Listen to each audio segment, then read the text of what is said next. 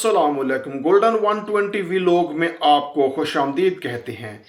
बड़ी देर कर दी मेहरबान आते आते, तो बिल आखिर सऊदी अरबिया में एक ऐसी सहूलत गैर मुल्कियों के लिए मुतारिफ करा दी गई है जो बहुत सालों पहले हो जानी चाहिए थी।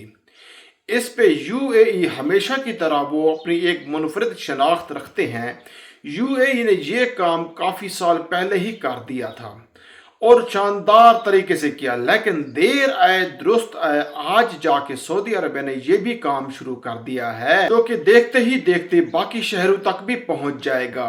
और इस एक सेंटर की तरह हजारों सेंटर्स पूरे सऊदी अरब में काम करेंगे। ये खबर है जी सऊदी अरबिया की, जो खास तौर पर मजदूर तबका और ऐसा मजदूर तबका जिसमें सही खून पसीना बहाया जाता है, और ये है डिलीवरी राइडर्स। ये गाड़ी के जरिए या मोटरसाइकिल के जरिए डिलीवरी सर्विसेज देने वालों के लिए रेस्ट पॉइंट बनाया गया है। और अल खबर में इसका इफ्तिताही जो एक मॉडल है वो पेश कर दिया गया है। इसमें अब देखा जाएगा सहूलतों को लोगों के लिए इस्तेमाल को, और उसके बाद उसको अल खबर शहर के अंदर मजीद 100 ऐसे रेस्ट एरियाज बनाए जाएंगे जो सिर्फ और सिर्फ गैर मुल्कियों के लिए होंगे, जो डिलीवरी राइडर्स और डिलीवरी सेक्टर्स के साथ वाबस्ता हैं। ये वो लोग हैं जिन्हें जब कहीं ऑर्डर लेना होता है तो उन्हें रेस्टोरेंट के रश की वजह से इंतज़ार करना पड़ता है, और इंतज़ार ये लोग धूप में करते हैं।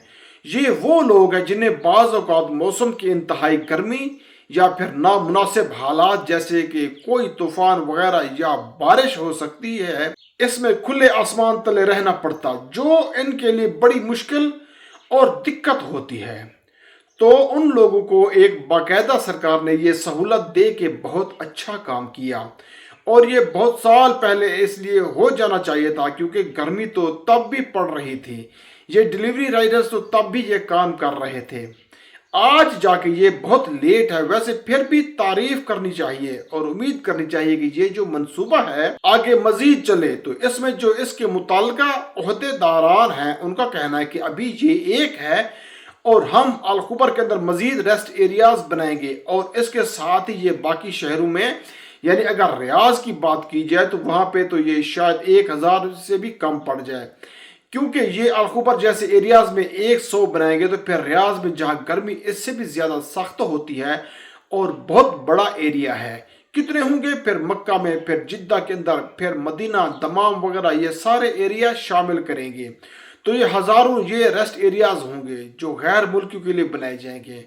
बात चूँकि डिलीवरी राइडर्स की आई है तो फिर एक मुर्तबा कहेंगे कि भैया ज़िंदगी में अगर कभी चॉइस मिले, कोई मौका हो, तो इस वीज़े पे मत आना। हम तो समझ लीजिए कि ब्रांड है, एम्बेसडर बन गए हैं इस वीज़े को डी प्रमोट करने में या इस वीज़े के खिलाफ बोलने में, क्योंकि ये वीज़ा अपनी जान पे जुल्म है। ये वीज़ा खुदकुशी करने के मुतरादिफ है। आपकी जान हर वक्त वो हाथों पे, हथेली पे होती है, और आप रोड पे जा रहे होते हैं, कोई पता नहीं कोई टक्कर मार दे, क्या कर दे। गर्मी इतनी शदीद है कि वो भी इंसान को तरह तरह की कमज़ोरियों और बीमारियों में मुब्तला कर देती है।